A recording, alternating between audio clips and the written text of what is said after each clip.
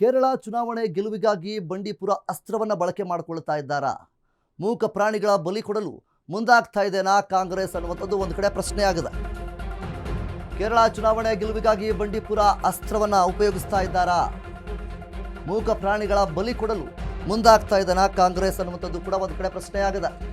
ಬಂಡೀಪುರ ರಾತ್ರಿ ಸಂಚಾರ ನಿರ್ಬಂಧ ತೆರವಿನ ಭರವಸೆಯೊಂದನ್ನು ನೀಡಿದ್ದಾರೆ. ಸುಲ್ತಾನ ಬತ್ತೇರಿಯಲ್ಲಿ ಪ್ರಿಯಾಂಕಾ ವಾದ್ರಾ ವಾಗ್ದಾನವನ್ನ ಮಾಡಿದ್ದಾರೆ.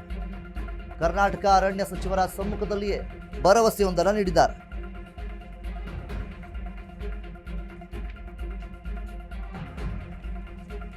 ಹಗಲಿನಲ್ಲಿ ನಡೆಯುವಂತಹ ಅಕ್ರಮಕ್ಕೆ ವನ್ಯಜೀವಿಗಳು ಬಲಿಯಾಗ್ತಾ ಇವೆ. ಇನ್ನು ರಾತ್ರಿ ನಿರ್ಬಂಧ ತೆರವುಗೊಳಿಸಿದ್ರೆ ಅರಣ್ಯ ಸಂಪೂರ್ಣವಾಗಿ ನಾಶವಾಗುತ್ತೆ. ರಾಜಕೀಯಕ್ಕಾಗಿ ಅರಣ್ಯ ಸಂಪತ್ತು ನಾಶಪಡಿಸಬೇಡಿ ಅನ್ನುವಂಥ ನಿಟ್ಟಿನಲ್ಲಿ ಇಲ್ಲಿ ವಾಗ್ವಾದಗಳು ನಡೀತಾ ಇದೆ. ಕೈ ಸರ್ಕಾರಕ್ಕೆ ಪರಿಸರವಾದಿ ಜೋಸೆಫ್ ಉವಾರ್ ಅವರು ಆಗ್ರಹವನ್ನ ಮಾಡ್ತಾ ಇದ್ದಾರೆ. ಕೇರಳ ಚುನಾವಣೆ ಗೆಲುವಿಗಾಗಿ ಬಂಡೀಪುರ ಅಸ್ತ್ರವನ್ನ ಬಳಸ್ತಾ ಇದ್ದಾರಾ? ಮೂಕ ಪ್ರಾಣಿಗಳ ಬಲಿ ಕೊಡೋದಕ್ಕೋಸ್ಕರ ಇಲ್ಲಿ ಕಾಂಗ್ರೆಸ್ ಮುಂದಾಗ್ತಾ ಇದೆ ಅನ್ನುವಂಥದ್ದು ಒಂದು ಕಡೆ ಪ್ರಶ್ನೆ ಆಗ್ತದೆ. ಬಂಡೀಪುರ ರಾತ್ರಿ ಸಂಚಾರ ನಿರ್ಬಂಧವನ್ನ ತೆರವಿನ ಭರವಸೆಯೊಂದನ್ನು ನೀಡಿದೆ ಕಾಂಗ್ರೆಸ್ ಸರ್ಕಾರ. ಸೊ ಹೀಗಿರಬೇಕಾದ್ರೆ ಸುಲ್ತಾನ ಬತ್ತೇರಿಯಲ್ಲಿ ಪ್ರಿಯಾಂಕಾ ವಾದ್ರಾ ವಾಗ್ದಾನವನ್ನ ಮಾಡಿದ್ದಾರೆ. ಕರ್ನಾಟಕ ಅರಣ್ಯ ಸಚಿವರ ಸಮ್ಮುಖದಲ್ಲಿಯೇ ಭರವಸೆಯೊಂದನ್ನು ನೀಡಿದ್ದಾರೆ. ಪ್ರಿಯಾಂಕಾ ವಾದ್ರಾ ಮಾತಿಗೆ ಪ್ರಾಣಿ ಪ್ರಿಯರು ಇಲ್ಲಿ ಆಕ್ರೋಶವನ್ನು ವ್ಯಕ್ತಪಡಿಸ್ತಾ ಇದ್ದಾರೆ. ಹಗಲಿನಲ್ಲಿ ನಡೆಯುವಂತಹ ಅಕ್ರಮಕ್ಕೆ ವನ್ಯಜೀವಿಗಳು ಬಲಿಯಾಗ್ತಾ ಇವೆ.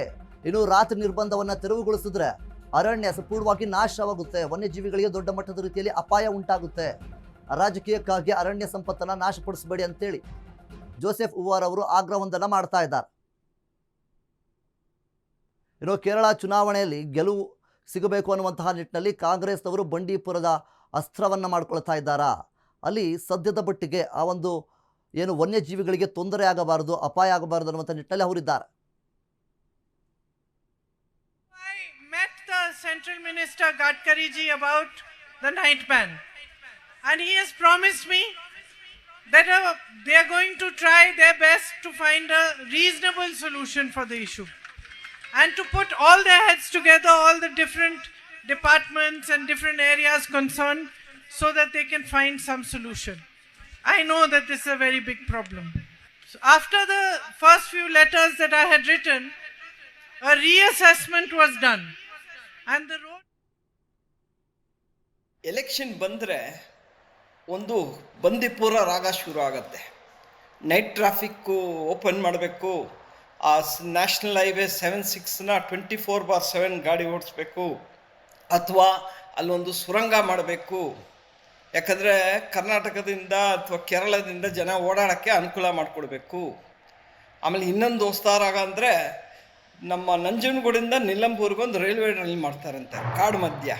First of all supreme court ಒಳಗೊಂದು ಆರ್ಡರ್ ಇದೆ ನ್ಯಾಷನಲ್ ಹೈವೇದು 766, ಅದನ್ನು ಇನ್ವೈಲೇಟ್ ಏರಿಯಾ, ಅದು ನೀವು ಬರೀ ನೈಟು 9ರಿಂದ ಬೆಳಗ್ಗೆ 6 ಗಂಟೆ ತನಕ ನಿಮ್ಗೆ ಟ್ರಾಫಿಕ್ ಬ್ಯಾನ್ ಇದೆ. ಅದು ಬಿಟ್ಟರೆ ನಿಮ್ಗೆ 15 ಗಂಟೆ ಓಡಾಡೋಕ್ಕೆ ಅನುಕೂಲ ಇದೆ. ಆದರೂ ಇವ್ರಿಗೆ ಓಪನ್ ಮಾಡಬೇಕು, ಯಾಕಂದರೆ ಇವ್ರಿಗೆ ಬೇರೆ ಸ್ಮಗ್ಲಿಂಗ್ ರೂಟ್ ಇದೆಯಲ್ಲ, ಬೇರೆ ಬೇರೆ ಥರ ನಡೆಯುತ್ತೆ ಅಲ್ಲಿ. ಆಮೇಲೆ ಸುರಂಗ ಮಾಡ್ತಾರಂತೆ. ಯಾರಿಗಾದ್ರೂ ಸ್ವಲ್ಪ ಆದರೂ ಯೋಚನೆ ಇರಬೇಕು, ಏನು ವನ್ಯಜೀವಿ, ಏನು ನಮ್ಮ ಬಯೋಡೈವರ್ಸಿಟಿ ಹೇಗಿರುತ್ತೆ, ನಮ್ಮ ಹೈಡ್ರಾಲಜಿ ಹೆಂಗಿರುತ್ತೆ, ಇದೆಲ್ಲ ಯೋಚಿಸ್ಬಿಟ್ಟು ಮಾಡಬೇಕು. ಈಗ ಯಾಕೋ ನಮ್ಮ ನೋಡಿ, ಈಗ ಪ್ರಿಯಾಂಕಾ ಗಾಂಧಿ ಇರಲಿ, ರಾಹುಲ್ ಗಾಂಧಿ ಇರಲಿ, ಅವ್ರು ಮಾತಾಡೋದೇನೆಂದರೆ ಎಲೆಕ್ಷನ್ ಬಂದಿದ್ದ ಕೂಡಲೇ ನಮ್ಮ ಜನಕ್ಕೆ, ವಯನಾಡು ಜನಕ್ಕೆ ನಾವು ಮಾಡಿಕೊಡ್ತೀವಿ ಅಂತ ಹೇಳ್ಬಿಡ್ತಾರೆ, ಭರೋಸಾ ಕೊಡ್ತಾರೆ.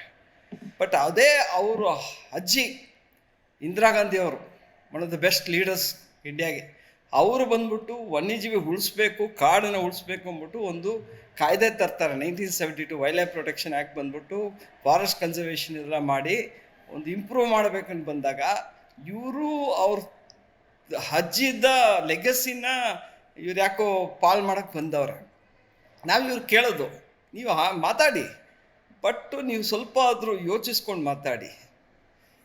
ನಿಮ್ಮ ಓಟಕ್ಕೋಸ್ಕರ ನಮ್ಮ ಕಾಡು, ನಮ್ಮ ಬಯೋಡೈವರ್ಸಿಟಿ ನಾವು ಕಳ್ಕೊಳಕ್ಕಾಗಲ್ಲ.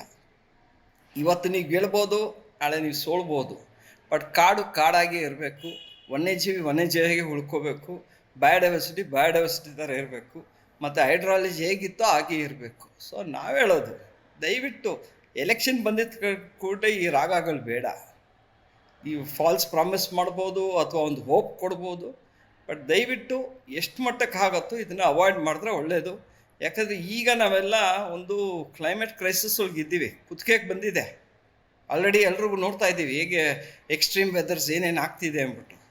ಎಕ್ಸ್ಟ್ರೀಮ್ ವೆದರ್ ಬಂದಾಗ ಬರ ಒಂದು ಕಡೆ ಮಳೆ ಬಂದರೆ ಕೊಚ್ಕೊಂಡು ಹೋಗ್ತಿದೆ. ಎಲ್ಲ ರೈತರಂತೂ ಪರದಾಡ್ತಿದ್ದಾರೆ.